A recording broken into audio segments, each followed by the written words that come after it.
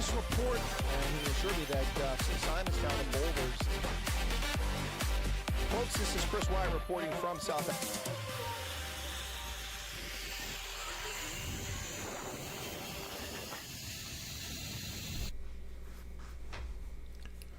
Tja, herzliche Willkommen bei uns schon wieder heute Abend. Unsere Sendung kommt aus Pennsylvania.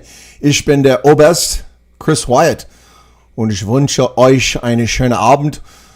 Irgendwo, irgendwann, irgendwie. Tja, also heute Abend sprechen wir über das Thema die deutsche Wahl im Osten, in die ehemaligen DDR, wo in Thüringen die Alternative für Deutschland hat gewonnen mit fast ein Drittel der Wahl.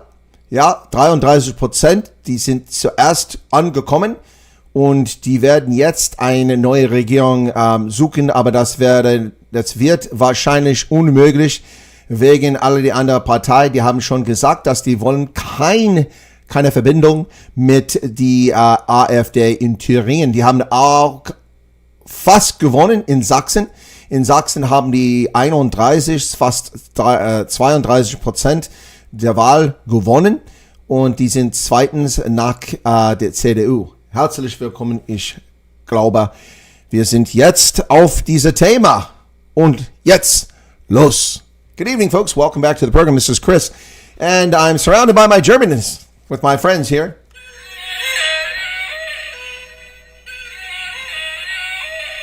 Oh, I agree 100%, my friend, but that's not really Thüringen. That's more like in the Alps.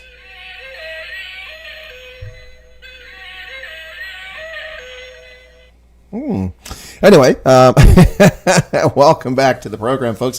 For the Insomniacs in South Africa, for the Americans here on the East Coast, it's 9 p.m. in the East Coast United States and 3 a.m. in South Africa. Welcome back. Breaking news out of Germany, where the Alternative for Germany, the far right-wing party in Germany, has now won a regional vote. They've won in the land of Thüringen, or Thuringen as we say in English, where Eisenach is located at. And congratulations to them. Zum Wohl to the AfD. Yeah, I'll enjoy my Polana. For all of the skeptics and original viewers on the channel, this, yes, is a Schussbier. That's right, that's Bier mit Cola. Ja, und ich finde das ziemlich gut. Fabelhaft. Kann ich ja einfach sagen, ja. Moment, ich werde das genießen jetzt. Tja, ja, ausgezeichnet. Ja, Paulaner mit Cola. Hefeweizen, ja. Yeah, okay, so, big news there, folks. As I sit back in my little bit of limited Germanness here, let me pull out my cane. It's going to help me get through this conversation. No, just kidding. Boy, this cane, or Stock, is something that I purchased when I first arrived in Germany in 1984. And all the rage back then was something that had been going on in Germany for probably a century.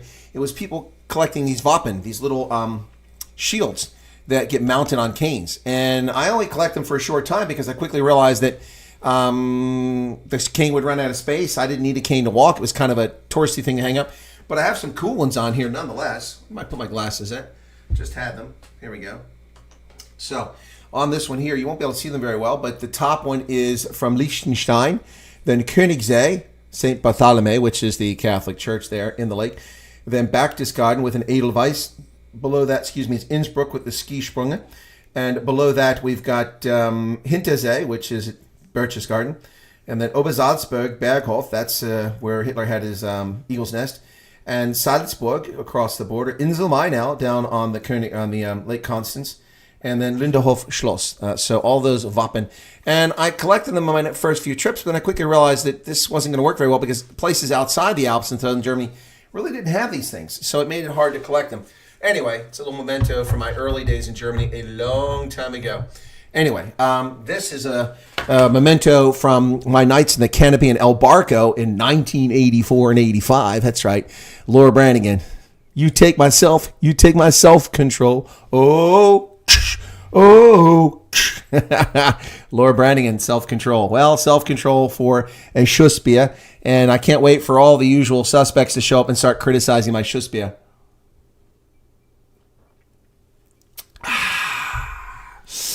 My little buddy likes it. He likes it. Schussbier. Yeah. Yeah, he's all on board. Well, we're going to talk about elections in Thüringen and auch in Sachsen. Yeah, that's Thuringia and Saxony. Of course, that's a word affiliated with Germans in general. A generic term applied to Germans, arguably a racist term applied to Germans for centuries. So for instance, we have Anglo-Saxon. That would be the Saxons from northern Germany. We also have the Saxons of Romania, the Transylvania Siebenbürger. And they weren't really Saxons. They came from all over Germany. But it's a term that they went. Shocking they didn't rig it or arrest the opposition. Yeah, that's what's shocking, that they actually allowed the vote to go through. But it doesn't matter because the AfD can't form a government on its own with just 33% of the electorate. And the other parties, as I said in German a few moments ago, for those who don't speak German, the other parties have already publicly stated they will not form a coalition. The natural coalition would be here the AfD and the CDU, the Christian Democratic Union, which would give them well over 50% and would make a solid government. But the Germans prefer paralysis in their politics, and it's what's defined their politics since the Second World War.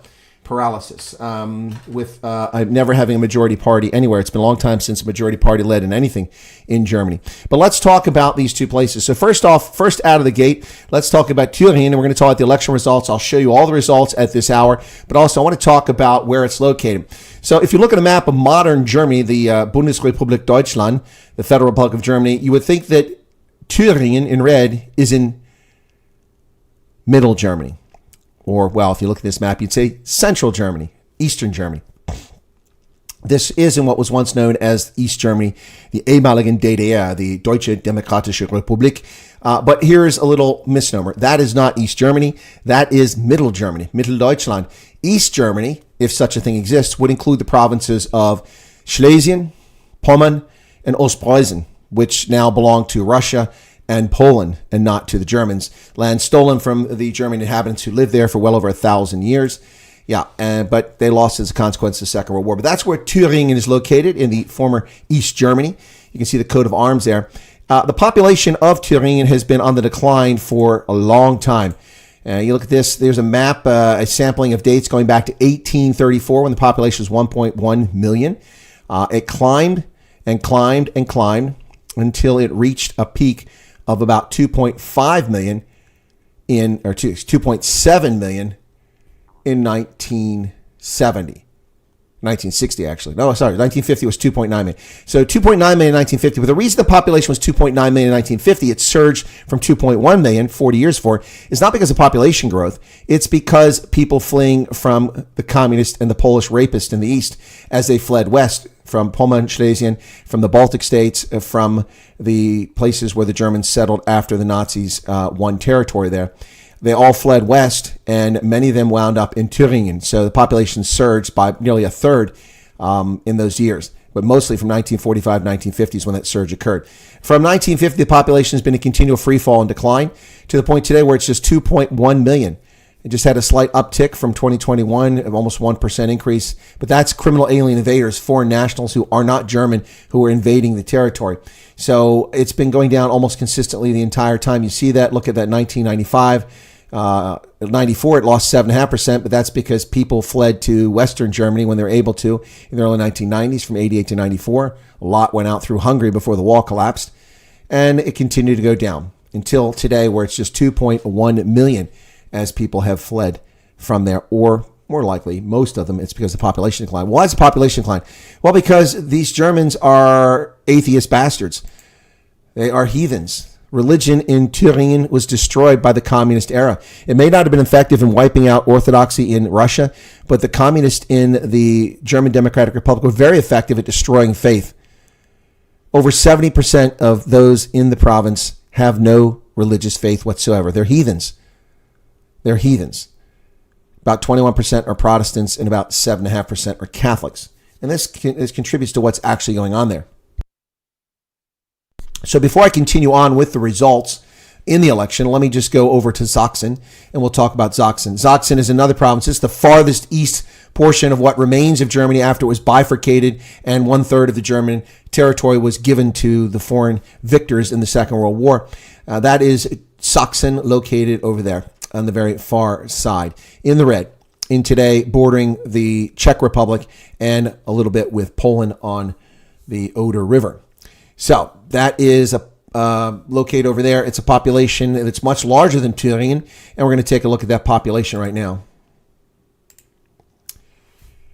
In 1816, it was 1.2 million. You can see that that population grew to where it reached a peak in the 1950s. Once again, as a consequence of mass flee of people from the east trying to get to somewhere that was German. And we see the population surged between 1939 and 1946 to nearly 5.6 million. It went to nearly 5.7 million by 1950 with more refugees fleeing there. But since 1950, the population has been in continual free fall. And today it is at just 4,038,000 as people fled. Now, to be of note here, the province of Sachsen is also home of a Slavic minority known as the Sorbs. There are about 80,000 of them. They're the only Slavic group that survived intact in territories when fighting against the ethnic Germans over the past millennia. They managed to survive, and they're there. They've never been wiped out or extinguished. An interesting group of people known as the Sorbians, and there are 80,000 of them. They're located in Sachsen. Now, the Saxons are also heathen bastards, with even more of them with no religious affiliation. Shame on them. But approximately 21%, once again, are Protestants, but only 4% are Catholics. And then 73% are unaffiliated heathen bastards. Yep, this contributes to the low birth rate and also contributes to the chaos in society.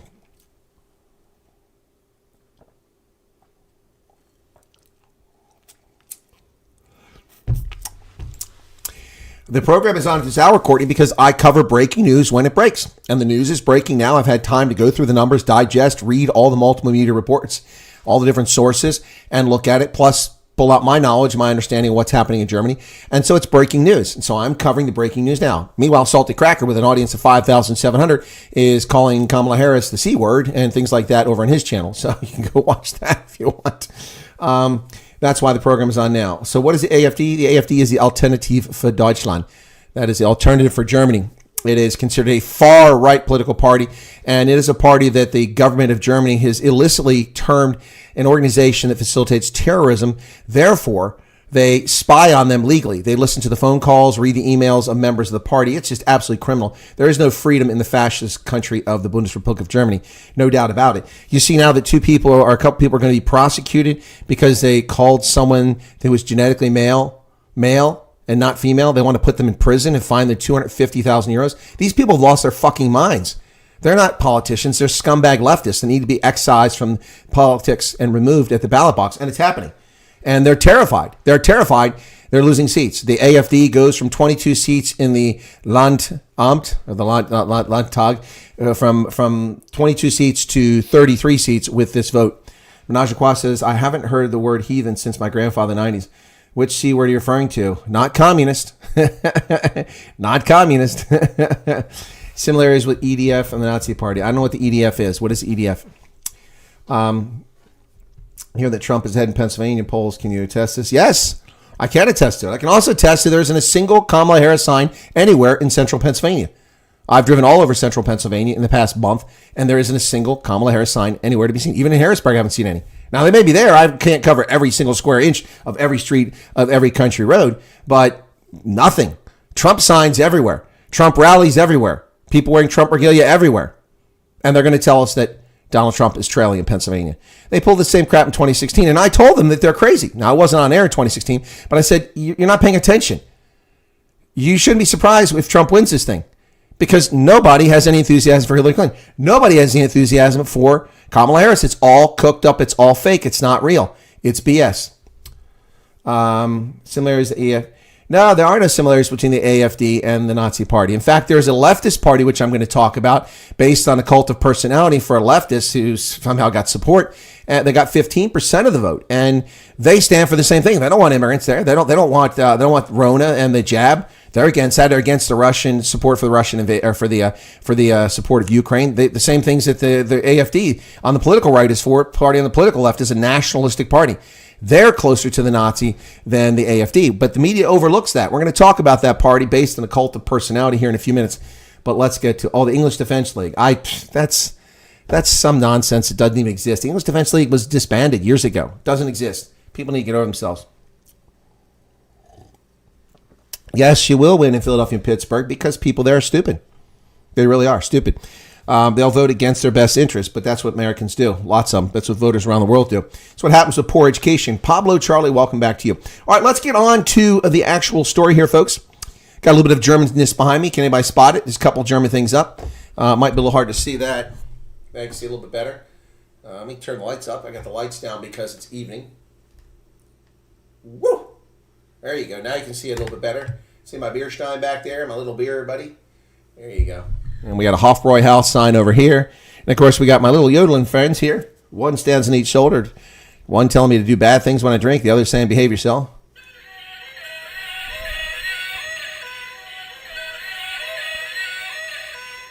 That's right, Menage a Trois. It's the Hofbräuhaus sign.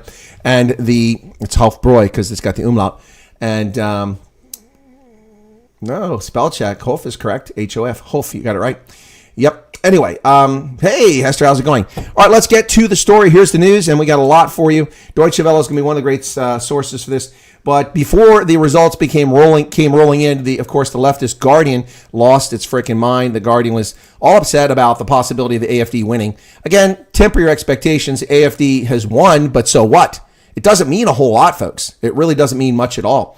Other than they'll be able to block legislation. But unless a party joins them, the only party that would likely possibly join them, would be the CDU, the Christian Democratic Union, which claims to be conservative, but has been a scumbag political party that's undermined the national interest and the security of Germans since the departure of Helmut Kohl. Ever since Kohl's departure, the CDU has been a scumbag leftist rhino party, just like the Republicans in America.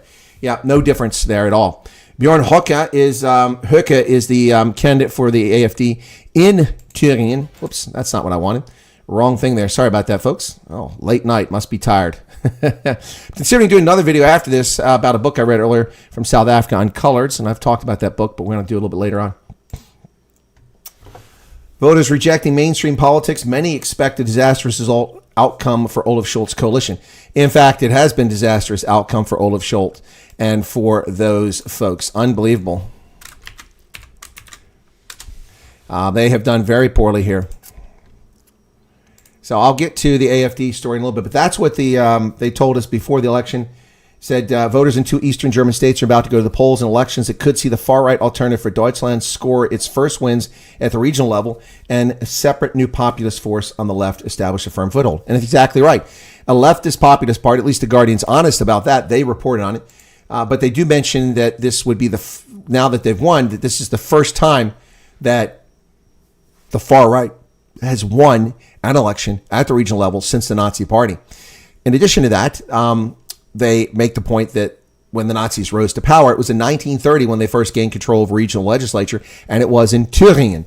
And none other than the conservative Friedrich Ebert Stiftung in Germany is the ones that tells us that. Look at that.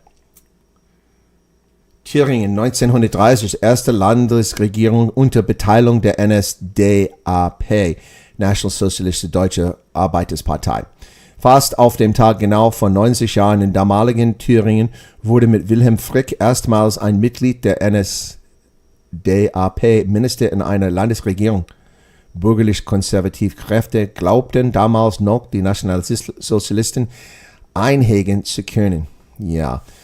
Und verhalfen ihnen zur Macht. Yep. Anyway, so that's where it was, 1930. So they're trying to make that historical reference to the Nazi Party. That's what they're trying to do, tarnish this group. Well, here we go. Let's talk about the actual election and the results.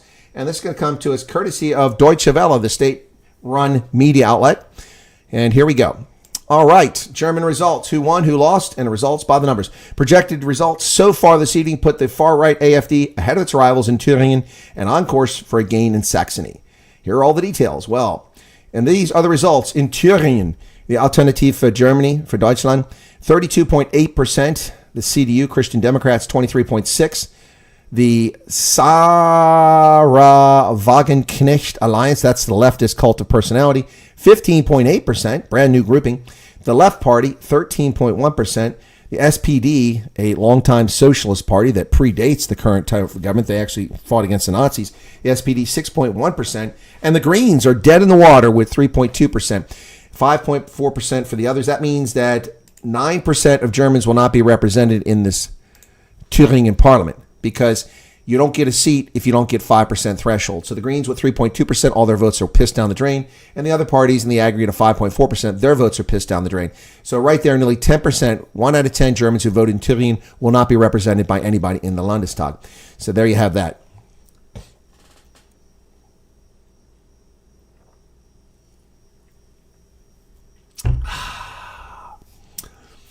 So that those are the results, and that's what's got the political left shaking and quaking in their boots. They need to calm down. The Alternative für Deutschland can't form a government. However, if the Christian Democrats would join them, that would put them clearly over the 50% with 56% of the vote, and they could have a clear ruling. But the Sarah Wagenknecht Cult of Alliance is in third place, ahead of the Left Party and the SPD. The Left Party is an East German or Middle Germany phenomenon. Based on initial projection, the 88-seat parliament is now projected to have 31 AfD lawmakers, possibly 33, 23 from the CDU, 15 from the Sarah Wagenknecht Alliance, which somehow is the BSW label. Yep, but the Green Party did not get any seats. So here's what the Thüringen election looks like. Left with 12 seats, Sarah Wagenknecht,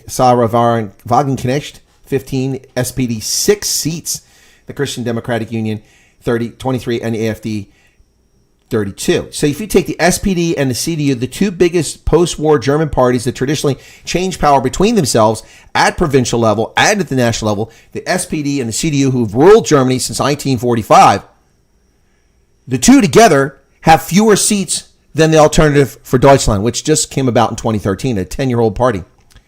EU ghouls press and the German government against the AfD because they would stand power if Western nations balkanized. Yep. Daniel Robinson, welcome to you. So let's take a look at what the AfD has done since 2014. They came in existence in 2013. Their first election was in 2014 in Thüringen. They had a very good showing, 10.6%. Then they leaped. Now they've truly leaped with the largest percentage of the vote in Thüringen. And here you go. 2014, 10.6, 2019, 23.4, and today, 32.8% of the vote. Wow. That is something. That is something. Here's their fortunes. Look at the AfD in blue. How they've just soared from 10% to 33%. How the left has gone from over 30% down to about 12%. And the SPD has gone from 12% down to single digits. The Greens fall below the threshold. They are toast. The FDP has no showing whatsoever here.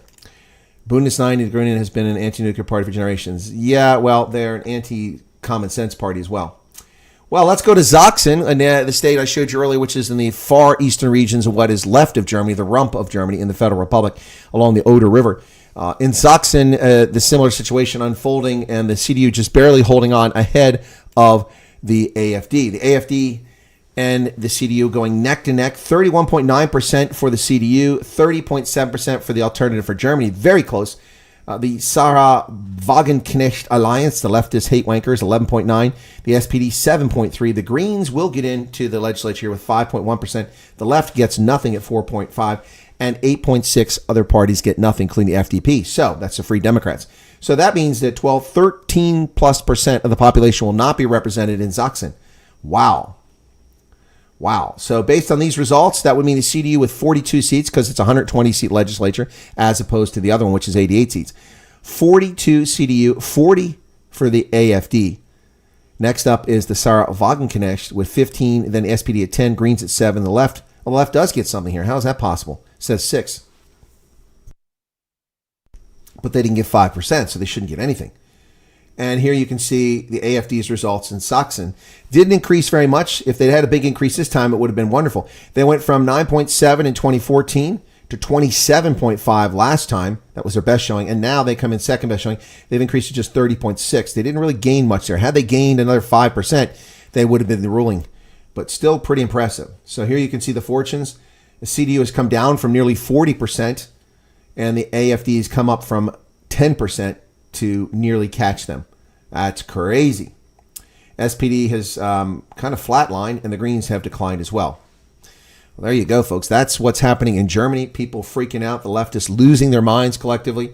They're going nuts.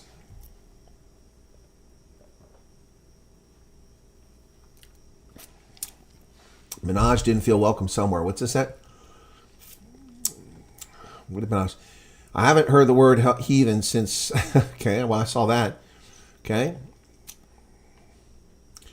Americans right complain about our two-party system, but it seems multi-party systems lead to the same lack of representation. It does. It does. Right, Light Rain, you're correct. I mean, look, I've lived all over the world, and I can tell you the multi-party systems are no better. The Germans do have a good safety mechanism, though, and that's because of the Nazis gaining power with so few votes. They got seats in the parliament with almost no votes, 2% of the vote in 1930, I think they got seats, and that's how they started launching.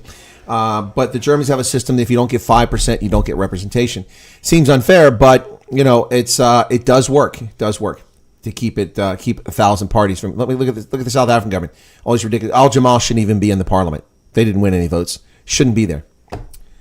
Courtney's been to Kaiserslautern and Heidelberg. Okay, all right. Neither of which are my favorite places. Yep, and you're correct, Menage Qua. You saw the stuff. Oh, you missed the mug, but that's because this boom is blocking the mug. You can't see the stein. I've showed you guys that stein before.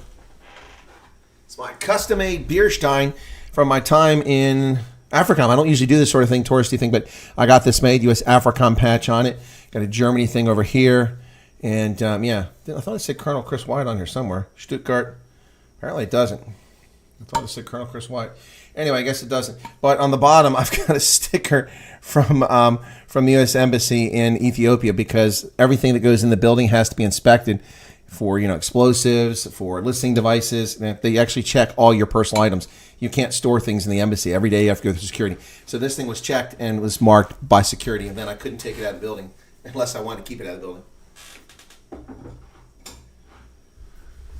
Yeah, so beer steins, that's a big thing in Germany, especially for tourists. What else we got here? What I miss here? Call me Novak. What numbers and did Miracle's Party get? Miracle's Party did very poorly. They came in second place in Thüringen, and they came in first place in Sachsen, but they dropped again. Yep. Got to admit that I can understand why modern liberalism is failing. I was a Democrat. Well, I'm not a conservative. I think modern liberalism has been bad for society. Yes, but look at the Republican Party. I don't like their abortion stance. Leave it to the people, of course, with decent regulation, limited meddling. I don't understand your point there, Pablo Charlie. Republican Party's position is that abortion is a decision that is restricted to state legislatures. And that's what the party's position is. So how is that wrong? That comports with the 10th Amendment in the Constitution.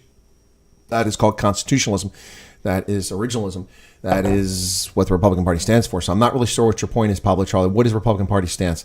Because some conservatives oppose abortion entirely and would like to ban it entirely. Are you blaming that on the Republicans? That's not Republican position. It's not at all.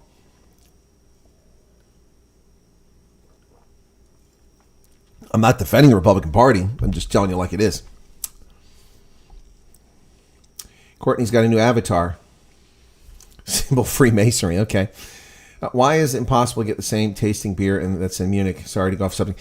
Because it's not coming fresh out of the tap. Bier vom Fass. This is a German beer. It's a Polana, but it's imported. And so it only has so much shelf life on it, but it's in a bottle at least. But the cheap bastards have reduced the bottle by about 30%, made this look like this little crappy, cheap ass beer like from Rolling Rock that you would buy back in the 1980s, and get drunk on for a couple bucks. It's really disappointing. They used to be in lovely bottles, but the cheap bastards keep reducing it while increasing the price. The price of the beer is nearly twice what it was 3 years ago, and the size of the bottle is about 40% smaller. Yeah, so you can get that beer. I prefer Polana. There's 5 big famous breweries in Munich. Let's see, I can remember some of them. There's Polana, Hofbräuhaus, Spaten, Löwenbräu, and St. Pauli Girl. So is it St. Pauli Girl? I'm not sure. But there's 5 major big breweries in Munich, and Polana is one of them. So I prefer Polana. A lot of people like, what's the one? Erdinge. I don't like Erdinge. I've been to Erding. It's out by the airport, by the Franz Josef Strauss Airport, northeast of Munich. Been to Erding, and the brewery's right there. Their beer's okay. It's just sold all over. Well, I don't like Heidelberg, charming village in the Rhine. It's boring. It's touristy. It's nothing special. I've been to Heidelberg many, many times. We used to have U.S. Army Europe base there. I attended University of Maryland classes on a weekend in Heidelberg. I did the University of Maryland course there, another course there, excuse me. And I've gone down to the personnel command when it was located there. So I mean, I don't find Heidelberg anything special. It's if you haven't seen all of Germany, then you might think Heidelberg is special. That was the thing when I got to Germany. People were like Heidelberg. It's not special, folks. It's okay, nice place to visit. There used to be a Pepperdine branch campus there from the California University of Pepperdine, which is a cool name for University of Pepperdine. It sounds like Pepperidge Farm remembers. Pepperdine. I always found that interesting. But yeah, that was there back in the 1980s. I don't know if they still have that relationship. They probably don't because, the Californians hate white people, so they wouldn't want to have anything there. But, I mean, there's so many non-white people flooded into Germany now, I suppose you could keep it there. Dan Robinson says liberalism doesn't possess the right antibodies to defend against the worst ideas that come from postmodernism. In fact, the elites just adopt these whole power. Exactly. To anger the kulaks. Oh, the kulaks. Listen, I've got a chicken and 2 cows. Does that make me a kulak? It does in the Soviet Union. Look at Dan Robinson pulling out the big term. Yeah, we, the educated class, know what that term means, the kulaks. From the Holodomor. Whoa, another big term. Yeah, be careful when you start competing with historians. I know you weren't doing that, Dan, but I'm just having fun. Yep. Manoj Kwat says, thanks, I didn't learn what beer tastes like until I was in Munich. Well, beer is piss water in America. It's disgusting. It's atrocious. It tastes horrible. I can't possibly drink an American beer. It's disgusting. Anything not brewed by the Reinheitsgebot from the 15th century or 14th century is shit. Sorry, you're drinking piss water. If you have to carbonate a beer, if you have to freeze it for it to taste good, there's something wrong with it.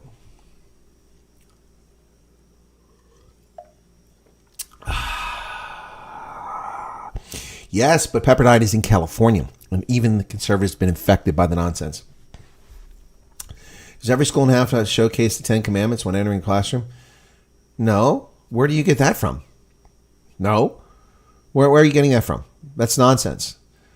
First off, schools aren't regulated at the national level, so we'd have to have 50 states and 4 territories pass legislation to make that true.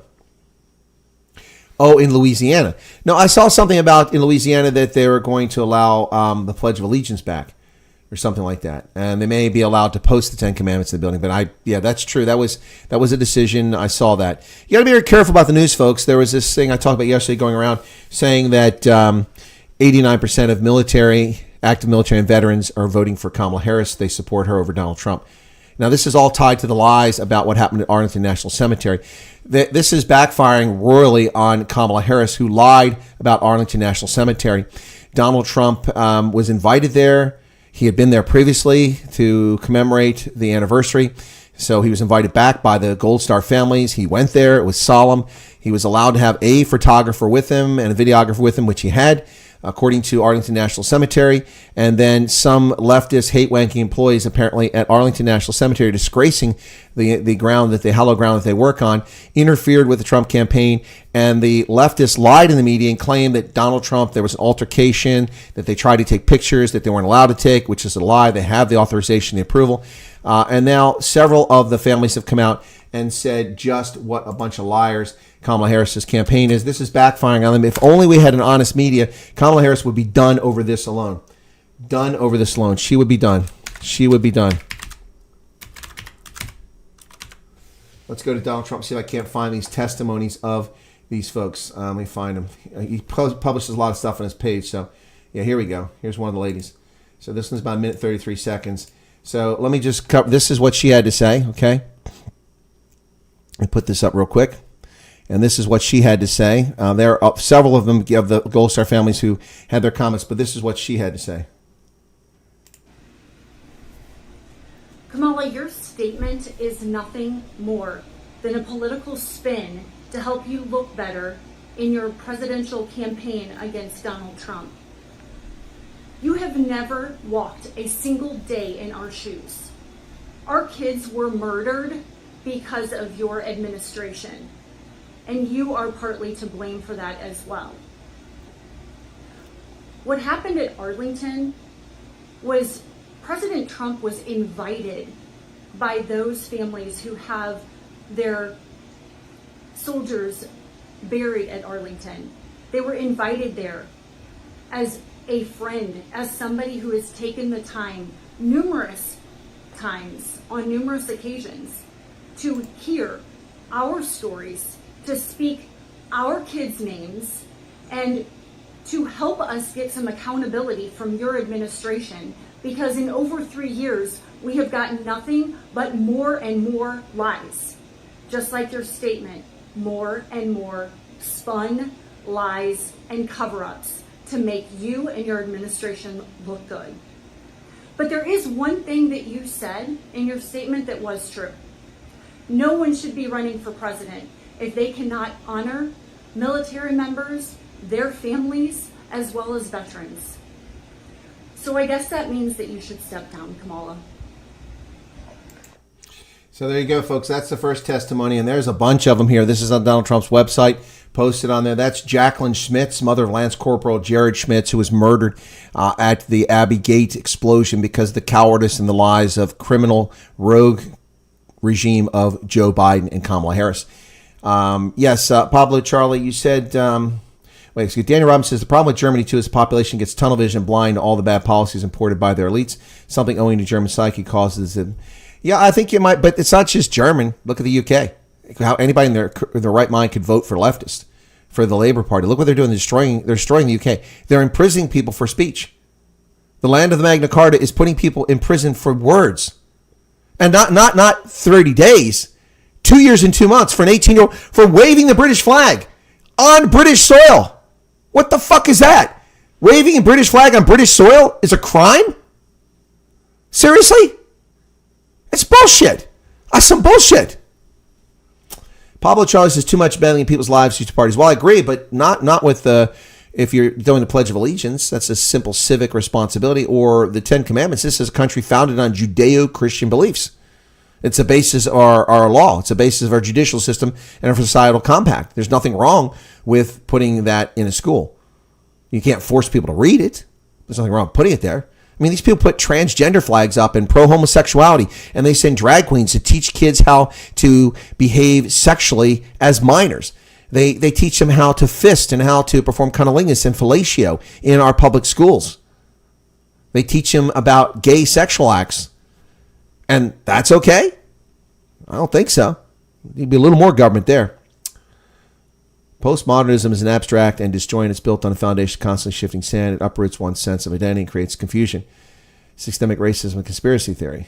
Systemic racism and conspiracy theory. But I'm not confused about my identity. I never have been. Know who I am. Know exactly who I am. Pablo Charlie wants to know, does every member of Congress get at least... Yeah, they do. Members of the House of Representatives get, I believe, $172,000 a year. Plus, they get perks of the office. They get free gym use. They get free medical care, free dental care. They get life insurance. They get free parking. They get travel budgets. They get a staff. Yeah, so their total compensation probably runs in the order of about $400,000 a year in benefits when you throw that all in. But their take-home salary before taxes is about $172,000. Members of the Senate get slightly more. The vice president, I think it's $280,000 or $300,000. The president gets a $400,000 a year salary. That is correct. I have not commented on what's going on in Aurora, Colorado. The last time I talked about Aurora, Colorado was a shootout a couple years ago, in which I covered live as the story was breaking. Kamala doesn't have a plan. No, she doesn't have a plan for anything. She's just hiding. Yeah, it was desperation by the Democrats. No one could win this for them. They didn't want to take a chance that Newsom would run and lose, and then he would never be available for next time. They're grooming Gruesome Newsom to be the president for the next time around. Same with Gretchen Whitlas in Michigan. They didn't want to put these people in the mix this time because a loss would taint them and they would never come back. So that's what's going on there. They just put Kamala in praying that she can beat Trump because she's a useful idiot for them. Yep, so let me see, how long is this one? All right, so here's a good one here, 138. This is Jim McCullum. Get that in a second. America was founded on the premise of classical democracy. What's this? Founding fathers were deists. Jefferson and Franklin were absolutely not Christians. So you're picking a couple outliers. Adams, Patrick Henry, George Washington, all Christians. AAC's income is $25,000. What is quiver quant? What the hell is quiver quant, Pablo? What are you talking about? What is quiver quant?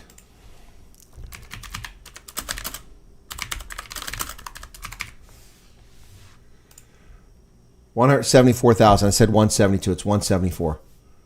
Look it up. No, look it up. I'm doing a broadcast. Why don't you tell me? Whatever it is, it's obviously a bogus source of information. When I worked on the Hill in D.C., my member for $225,000, his chief of staff $130,000, I got $40,000 student loan payments. Minaj. Okay, I don't know what your member got for $225,000 because the salary is not $225,000. It's $174,000. That's their wage, but miraculously all of our congressmen come in. Well, yeah, look at Nancy Pelosi. Yep. Kamala's parents weren't citizens when she was born. They were on student work visas. She got natural born. She's not, and she can't be president. Yes, she's a patriotic candidate. Well, where was she born? She was born in California, wasn't she? And then moved to Canada. Kamala Harris. She, because of the way they interpret citizenship in this country, she can be. She was born in Oakland, California. Yeah, 59 years ago.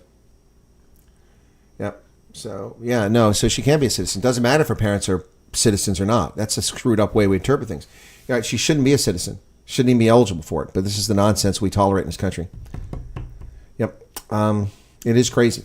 Anyway, this is another one of those folks speaking. This is Jim McCullum, the father of Lance Corporal Riley McCullum.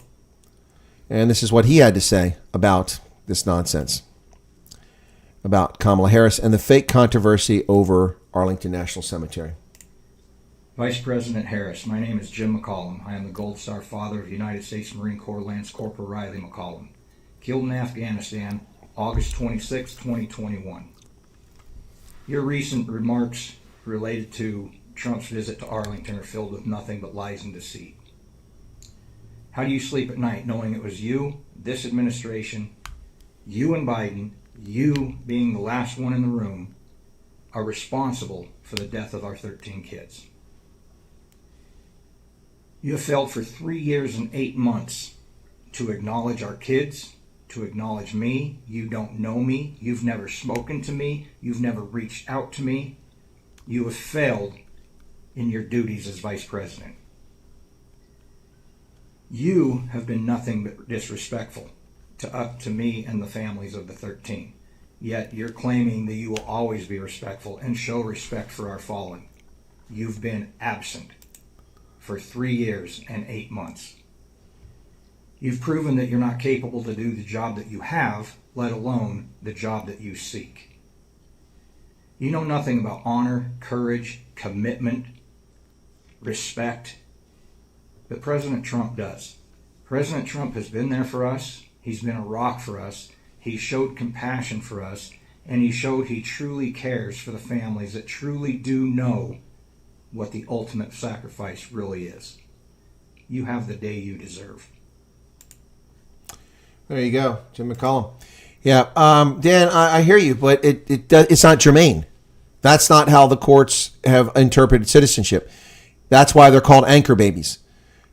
So we have diplomats who come here who drop their kids. And this is a very poignant story. This story came to my mind when I was at the L'École d'État-Major in Bardo in Tunis as a stagiaire, as a student there at the Staff College in Tunisia back in 2000. The Colonel Major was talking to me. He's the commandant of the school. And he said, yes, no, my son, he's an American. I said, your son's an American? What, did he immigrate to America? No, he lives here. I said, how's he an American? No, I went to school in America. You know, I was at Leavenworth for a course. And my wife gave birth there. So my son's an American. No, he's not. He illegitimately holds American citizenship, but he's not an American. He doesn't live in America. He doesn't speak English. He didn't grow up in America. He doesn't share American ideals. He grew up in Tunisia, but he's an anchor baby. And that's essentially what Kamala Harris is. If what you say is true, her parents weren't citizens, she's an anchor baby. That's how they got to stay here. Kamala Harris is an anchor baby. We haven't called her that before. Hey, that's about interesting, isn't it? Kamala Harris as an anchor baby. That's entertaining. All right, well, here's another one, folks. This is Herman Lopez, father of Corporal Hunter Lopez. And he's got a nice remembrance board for his son in the background. Let's listen in on this.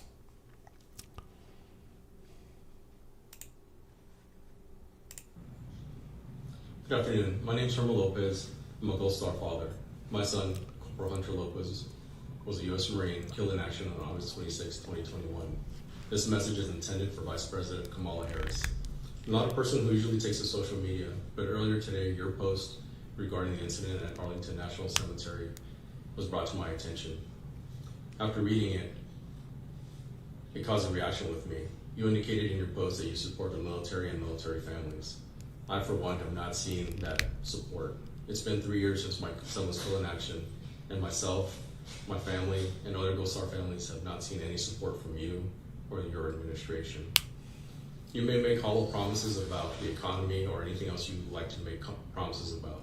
But one thing that I ask of you, and the reason I'm making this message, is for you to stop making comments about your support for the military. As a Gold Star father, I know that you have not supported us. I know that you have not supported other Gold Star families.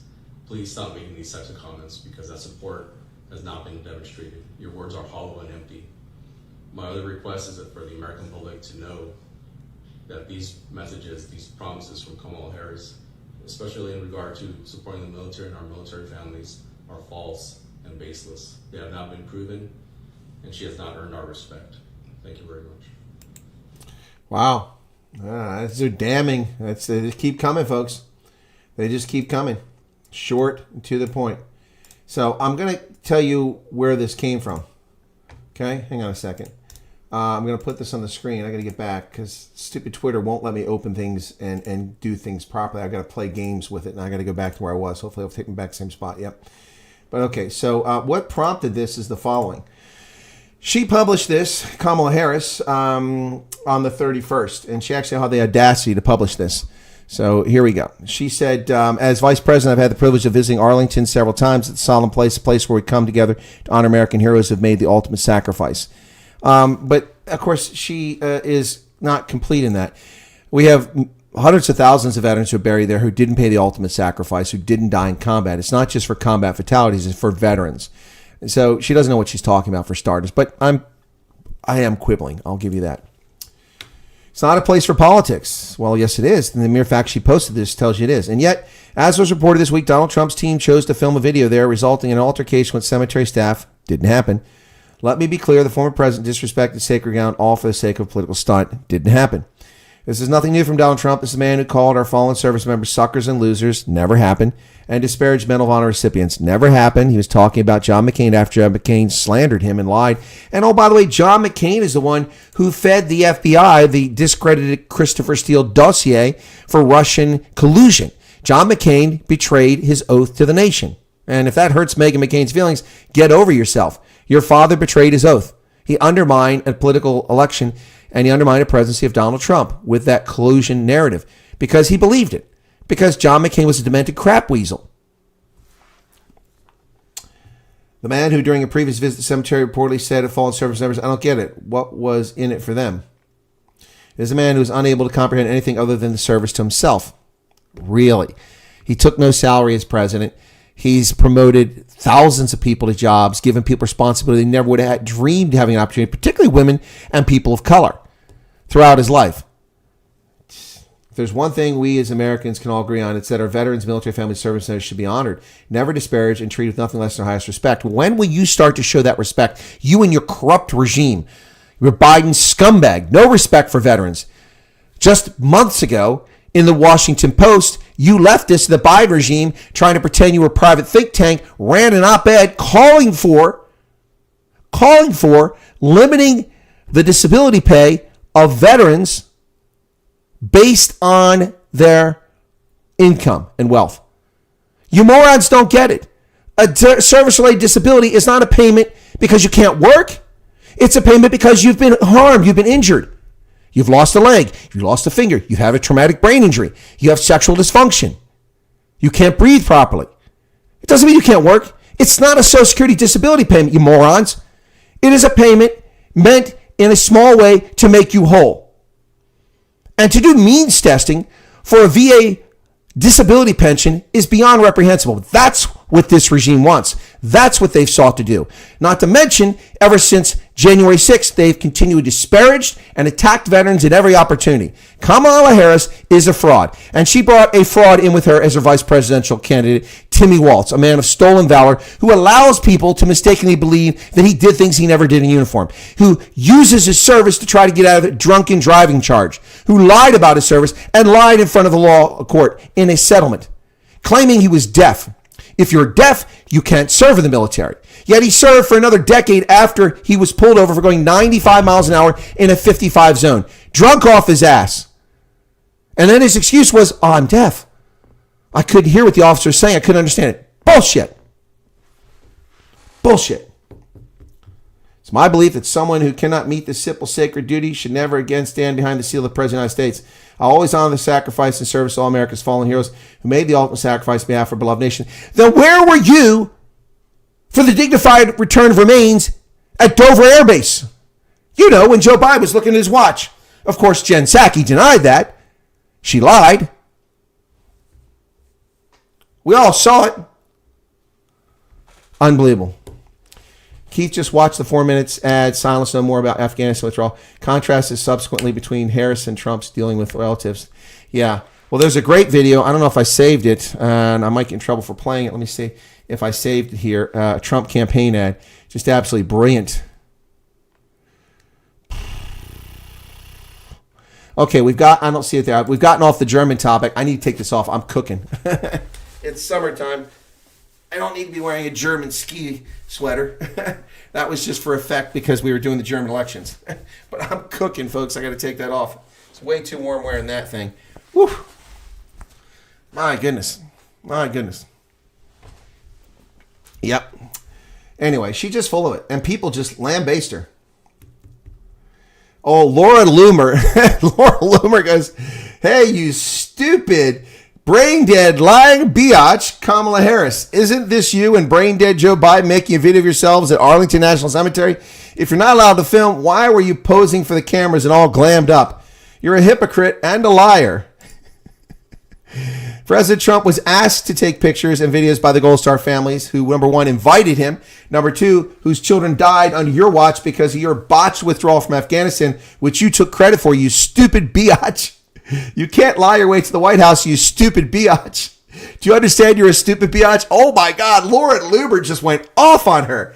Absolutely went off on her. Oh my goodness. Oh my goodness. Oh, here we go. Here you go. Here's Joe checking his watch. They deny it. The White House denies it. There's Joe during the dignified return of remains. Look at him. At a time when a U.S. military officer in the back is raising his hand for a salute, Joe Biden, as the bodies pass. The reason the officer in the back is raising his right hand to render a salute is because the bodies are coming past. That's an officer because he has shoulder boards. And Joe Biden, when the bodies are passing in front of him, looks at his watch. And where is Kamala at? Do you see Kamala? Kamala Chameleon? She's not even in the picture as these dingbats wear masks. Look at Joe checking his watch.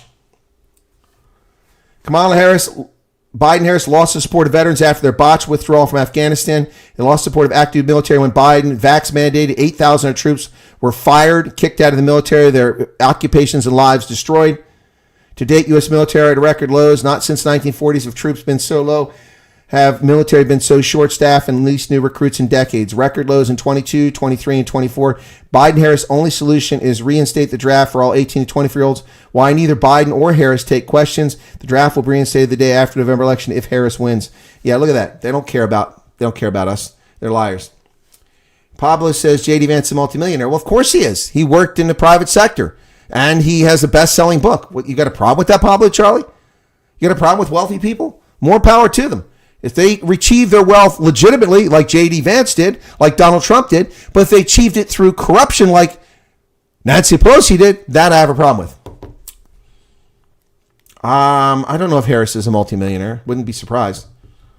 Yep. AfD win in Germany. Local elections subsequent to sad that death is just a manipulative tool for Islamists worldwide. I'm not understanding what your point making there. It was a big win for the AfD, but it doesn't really mean much. They're not going to govern. No party will go along with them in a coalition. So their 33% in Thüringen isn't going to get them anything except ability to block votes from happening. But in the next election and the national elections, as we see the other parties just cause chaos, we'll see what happens. Pablo Charlie says the other way around. What's the other way around, man? You keep saying things that don't make any sense. Anyway, I want to save that picture. Yeah.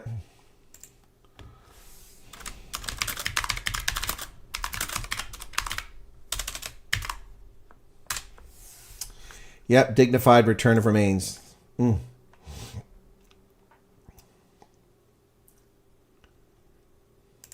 Let's see what she had to say here, talking in New Hampshire. This is Kamala Harris.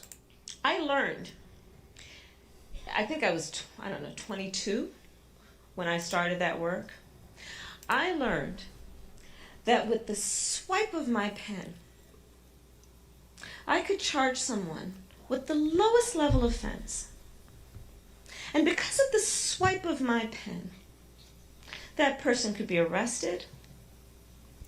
They could sit in jail for at least 48 hours. They could lose time from work and their family maybe lose their job. They'd have to come out of their own pocket to help hire a lawyer. They'd lose standing in their community. All because of the swipe of my pen. Weeks later, I could dismiss the charges, but their life would forever be changed. So I learned at a very young age the power. I learned. Yeah, she loved the power. Drunk with power. You can destroy people's lives. That's what I said. That's what they're doing to Ronaldo Chos right now. They're trying to destroy him, destroy his reputation, bankrupt him through illegitimate court cases over a lie perpetrated by an irresponsible publication which has been sanctioned by the Press Council and quite frankly should lose its license to publish. Yep. Unbelievable. Unbelievable. I think I got rats in the house. I heard some noise. She does sound wicked, and she is a complete fraud. We're watching the end of the use of rhetorical virtue as a tactic of deflection to criminal acts by the remnants of the old WASP elite. I have no idea what you're saying there, Dan. No idea what you're going on about there, buddy. Yeah, if you can help me out. Oops, what did I hit something on the keyboard there? All right, so yeah. Anyway, evil Kamala Harris. Let's go back to the Gold Star families. That's not where I was at. How do we get there? There we go. That's 5 minutes. I can't do 5 minutes. It's a long time. Okay, so this is Christy Shamblin, mother-in-law of Sergeant Nickel G. All right, so Christy Shamblin. Let's see how a misspelling of violent became. I was wondering with that. Vientiane is a town in Vietnam, if I'm not mistaken. So I was trying to figure out. I didn't know what that meant. It didn't make any sense to me, man. I was trying to figure that one out. All right, let's get this one up now. Here's another one of the Gold Star mothers. Okay. Here you go. The mother-in-law, actually. Vice President Harris, my name is Christy Shamblin.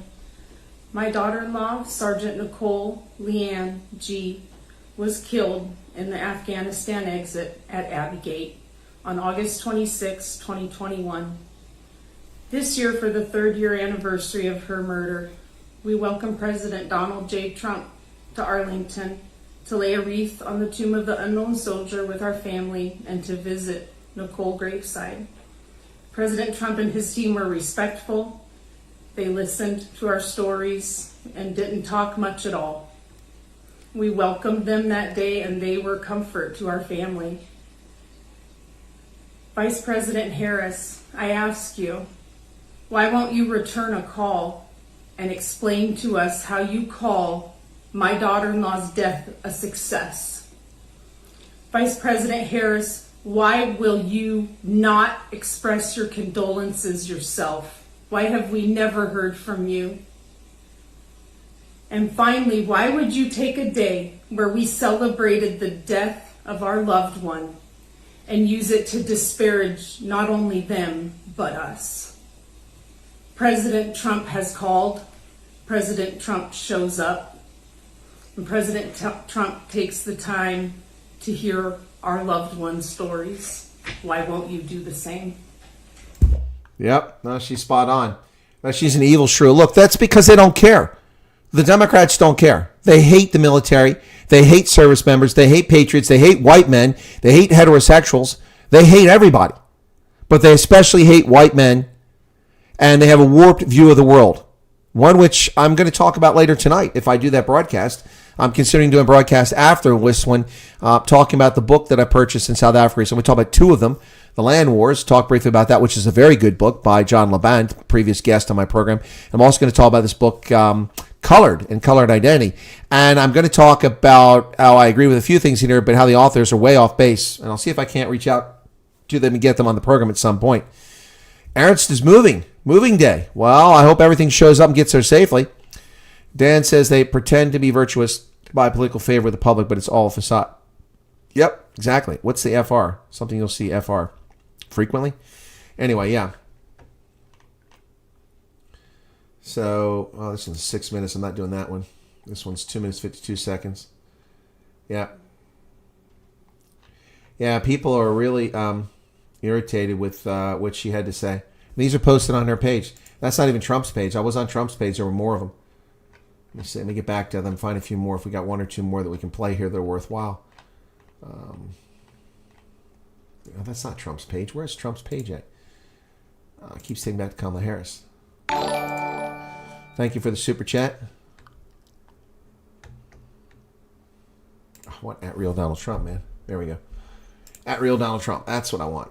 90 million followers. Even though he was banned from Twitter for ages. Okay. That's 133. Here's another one. Now, he's reading from a script. He's not very comfortable. Stephen Nakui. Father Lance Corporal Kareem Nakui. So thank you, Aaron, for the super chat. 100 Rand. Thank you. I appreciate that. All right, so this one here. Check it out. Vice President Harris, my name is Steve Nakui. I'm the father of Lance Corporal Kareem M. Nakui. Sorry. And your administration killed my son. Ooh, that's blunt. Deliberately in exchange for political theatrics, so you could have a final day of the evacuation coincide with September 11th. Ignoring the advice of your generals, the Doha Agreement, and countless other veterans and members of Congress. Denying the safety of the Afghans and the servicemen and women. Your choice to play politics in 2021 killed 170 Afghans, 13 U.S. service members, and wounded 45 of our service members, as well as countless Afghans. You were not at Dover for the dignified transfer. At no time have you reached out to me to offer your condolences, to offer thank you for Kareem's sacrifice and service.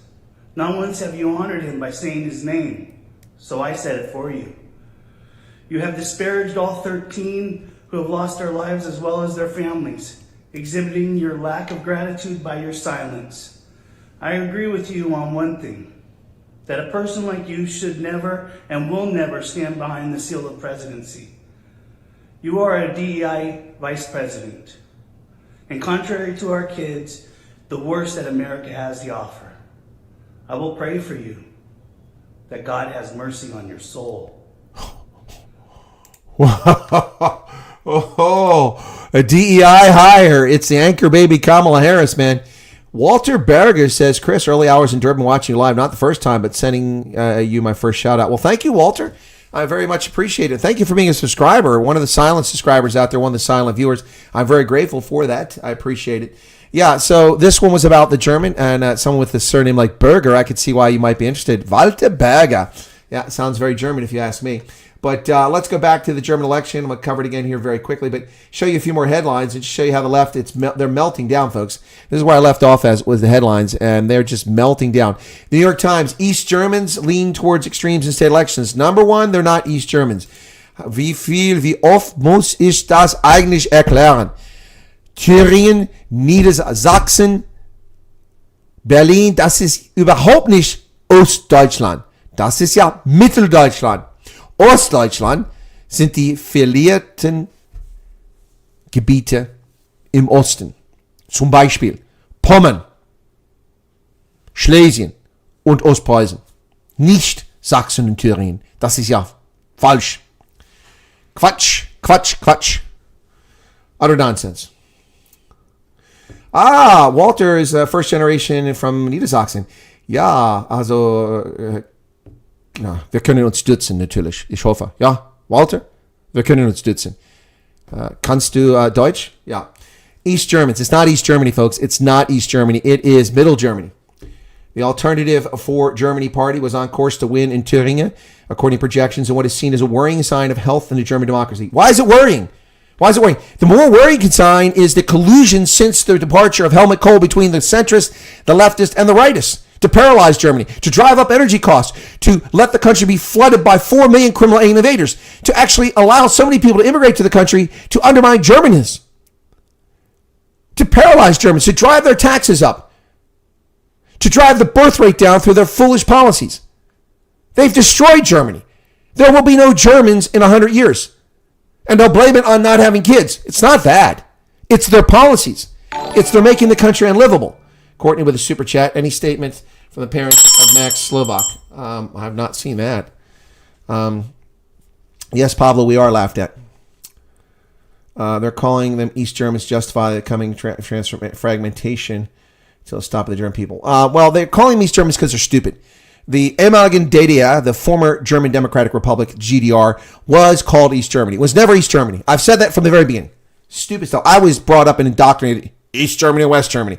Yeah, West Germany, sure. But Middle Germany, yeah, not East Germany. That's to sanctify and justify the partitioning of Germany, this theft of Schlesien, Pommern, and Ostpreußen. Yep.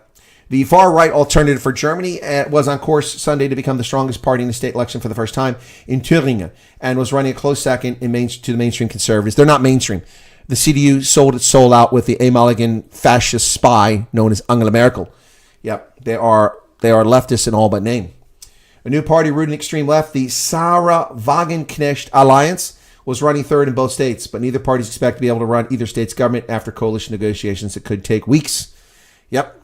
So, that's that. The Associated Press, that's New York Times, the Associated Press. A German far-right party wins its first state election and is very close in a second. Oh, run for the hills. It's all over. The far-right alternative for Germany, or AfD, won 32.8% of the vote in Thüringen, well ahead of the center-right Christian Democratic Party, which only 23.6%. In neighboring Saxony, predictions, they got ARD here. ARD is a television station, and ZDF, that's another television station. With a count well advanced, put the support for the CDU at 31.9%, AfD at 30.6%. Wow. Made substantial gains and smaller ones in Saxony. An openly right-wing extremist party has become the strongest force in the state parliament for the first time since 1949, and that causes many people deep concern and fear, said Omid Nuripur, leader of the Greens. I'm sorry, Omid Nuripur? I'm sorry. That's not frickin' German, buddy. That's not German. Where are the Nuripurs from? Niedersachsen, Nordrhein-Westfalen, Bayern? Yeah, Norid Omnipar. Really? A member of the German parliament. Yeah, here we go. Here's Norid Omnipar. He's telling us that that's concerning. Really? Where the fuck were you at in 1949 in your family? A German Iranian. Well, he's not German. He's Iranian. Politician of the Alliance 90 and the Greens. He's been in the Bundestag for nearly 20 years. I'll bet he had hair 20 years ago. Omid Nuripur. Germany's not a land of immigrants. The United States is a land of immigrants. South Africa's a land of immigrants. Not Germany. Utter nonsense. Nurid Omnipar.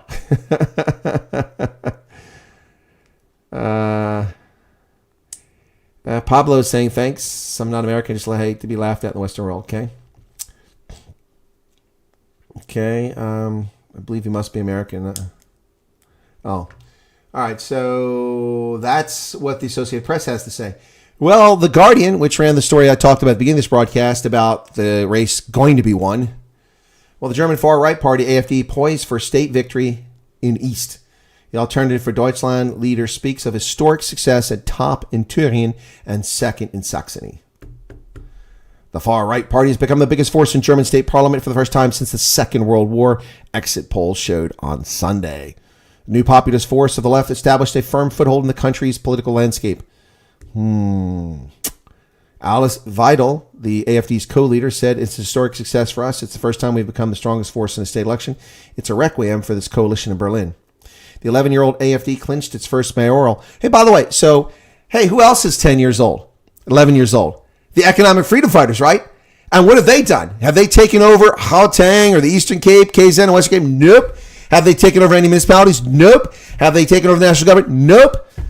They have gone backwards on the left, and the AfD on the right is now the main party in 2 states in the East. Well, CNN, of course, the comical news network, says the far-right AfD set to win one state election and is level in another, according to exit polls. There you go.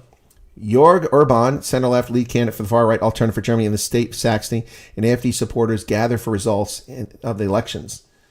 Yes. Don't see any Iranians in that crowd, do you? Just Germans. Founded in 2013, the far-right Alternative for Deutschland, or Alternative for Germany, is on track to claim victory in state parliamentary elections in the country's eastern region, initial exit polls show. Newly founded left-wing party, the Sarah Wagenknecht Alliance, or BSD, looks to be coming in third. Well, we're going to talk more about that in just a moment. Reuters, Germany's far right, set to win Eastern region vote. The Alternative for Germany is on track to become the first far-right party to win a regional election in Germany since World War II. Wow. Far-right. That's all they can say, far-right. And National Public Radio. Germany's far-right party wins first state election. That's all they know. It's the only phrase they know. But there's a far-left party that's involved here, and we're not even talking about that. Let's get to the far-left party. I'm going to talk about that before I wrap up for the night. So we've got the Bündnis Sarah Wagenknecht, the Sarah Wagenknecht Alliance, Reason and Justice, or the Bündnis Sarah Wagenknecht, Verknüpft und Gerechtigkeit, is a left-wing nationalist. They said nationalist is right-wing. Left-wing nationalist, populist, Eurosceptic, and socially conservative German political party. Remember how I've told you in America we used to have conservatives in the Democratic Party, but they don't exist anymore? Zell Miller, Joe Lieberman, people like that, they don't exist anymore. But they do in other places. So the political left with social conservatives. It was founded in January this year. The party was preceded by the establishment of the Registered Association in 2023. Made up primarily of former members of the political party of the left, Die Linke, for the purpose of preparing for the founding of a new party. Yes. So she has herself Amira Mohammed Ali, Christian Ley, former managing director of the left in North Rhine-Westphalia, Lucas Schön, and entrepreneur Ralph Suikat. Amara Mohammed Ali announced that she, along with Wagenknecht and other members, would leave the left to form a newly founded BSW. Yeah, now this crazy-looking woman, they've got 10 seats in the Bundestag, none in the Bundesrat. They've got 6 in the European Parliament. Man. Anyway, yeah, this is a far-left party. And here are some of its 10 members in the Bundestag are Sarah Wagenknecht, Amira Mohammed Ali, from the famous Ali family from Berchtesgaden, Alexander Ulrich, Christian Ley, Sevim Dagadalen, from, of course, the very famous German family from North Rhine-Westphalia, Andrzej Hunko, Jacqueline Nastich, Ali Dalamami, Klaus Ernst, and Jessica Tati. A bunch of people who aren't Germans. A bunch of people who aren't Germans. And people are going to take exception to that. Why are you talking about they're not Germans? They're born in Germany. They're Germans. They're not German. They're not German. They have German citizenship, but they're not German. Not German. USA, Canada, Brazil, and Australia, South Africa, all immigrant countries. Yes, but not Germany. Yeah, in the AfD, a Christian-centric party. It's supposed to be, but it's lost its way. It's lost its way. Does Germany still have a communist party? They did. I don't know if they still do. They renamed them. I live in the Netherlands, but I got to say this country is one, if not the best in the world. The political environment is not toxic, and the government is not crazy. In the Netherlands? Have you ever heard of Geert Wilders? Ali Hirsi, you never heard of her? Really? I actually pay attention to politics in the Netherlands. Yeah, I don't think that's a fair statement. Hester's going off for a snooze. Okay.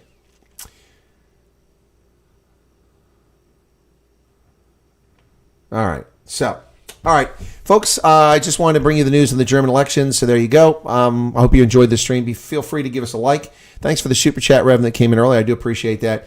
I've decided it's late. I'm not going to do that other stream tonight about the book that I read from Germany.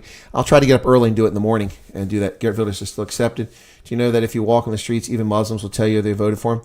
Oh, yeah. Well, and I'll tell you that black people vote for Donald Trump. I mean, look, there's a real problem, Pablo Charlie, with the Netherlands. In particular, its social policies. Specifically, idiotic things like its very generous disability system, which has led to only 1 out of 2 Dutch actually working. Only 1 out of 2 people in the Netherlands actually work. The other half carry everybody else. Because the laws were so difficult for employers to fire lazy, useless, or thieving employees that it was cheaper to medically retire them and have the state pay their salary at such a high rate. Yeah. That's the story. It goes back to the 1990s. I've been railing against it for a long time. It's the dumbest thing ever. It's made the country, it's amazing the Netherlands actually works. It's due to the industriousness of the small number of people who actually work and work their ass off. It's an amazing place. I have Dutch ancestry. My ancestors founded New Amsterdam. And in fact, if I go, let me see if I can find that really quickly before we go anywhere. Ancestry.com. Let me go back and find my ancestry here. Go to my tree. We go here. Come on, a little quicker here. This is why I hate this site. It's out of control. Okay, I'm looking for, hello. Search button, hello. Good Lord, they suck. I pay a fortune for this service and it's shit. It used to be good before the English company bought them out. Okay, search. Yeah, I want to put a search term in. Don't just go to the search page. What do you mean upgrade? Why am I upgrading? I have the full thing. This is ridiculous. Where is the damn search button at? I don't want to search for that person. Oh my goodness. Oh my goodness. Go to tree. Idiots. Okay. So I want to search for person. And the search button, they've moved it. It's not here anymore. So now I got to, unbelievable. Find in tree. Here we go. Okay. Okay, let's go there. Claes Cornelius von Schouwen Wyckoff. Let's go there. 1597. Let's see if that takes me back to where I want to go. All right, so... Okay. Not sure which one. I think this is the one. Hang on. Erickson, Knudsen. There we go. Okay. All right, so I got Christopher. Don't know the year. Simon Christopherson. Then we got Knut Simonsen, 1443. And Knut Simonsen was born in Borgholm in Kalmar. That's my ancestor. And then Knut Simonsen had a son named Eric Knudsen. Eric Knudsen had a son named Eric Erickson. And a son named Peter Erickson. Had a son named Cornelius Peterson. Okay. So Peter Erickson, who was from Borgholm, married Matilda von Houten, was also born in Sweden. And they have Cornelius Peterson. He was born in Kalmar, but died in Holland. And his son, 1597, was born Claes Cornelius von Schouwen. And he was born 1597 in Boda, but died in New York in 1674. At the age of 77.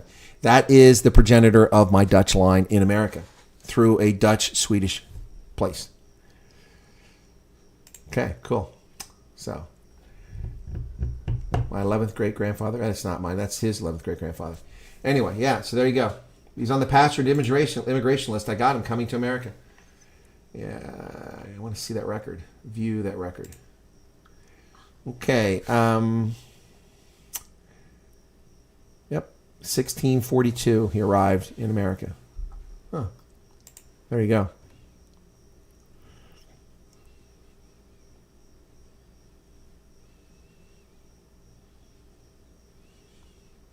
Courtney Bride will always support labor unions. Well, of course you will. You're not a conservative. You don't understand economics, and you don't understand the concept of making a profit.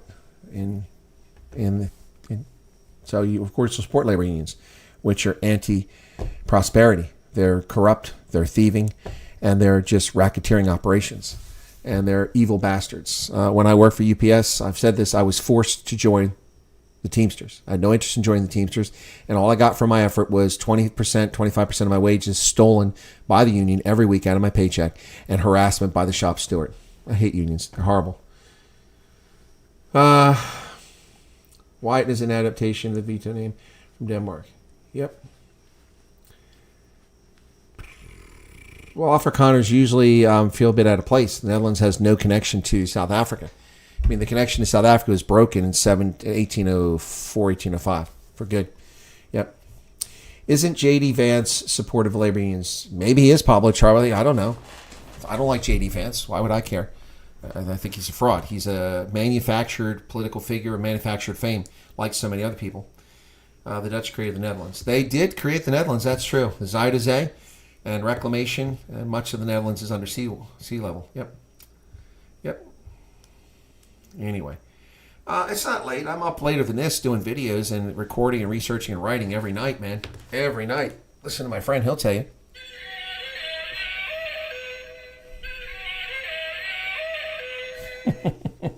No, this isn't unusual for me. It's late for a lot of my audience who are in Europe or in South Africa. It's definitely late for you guys.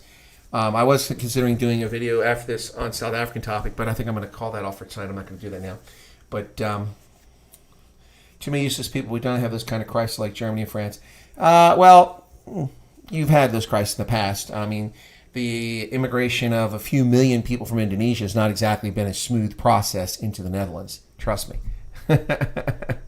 Yeah. And the concept that Amsterdam has with its tolerance of drug use has led to all kinds of social ills. I've been to Amsterdam multiple times, and I've seen the strung out people on the streets. I've seen the poverty going on as a consequence of it. Yeah. Amazing country, but every country's got its problems. And I'll tell you this. When you travel by car in France, Italy, Spain, all over Europe, there's two license plates you'll always see. Now, one you only see in the summertime for the most part. The other you'll see year-round. You always see German license plates everywhere in Europe. Everywhere you go, there's German plates. And everywhere you go in the summertime, there are Dutch plates.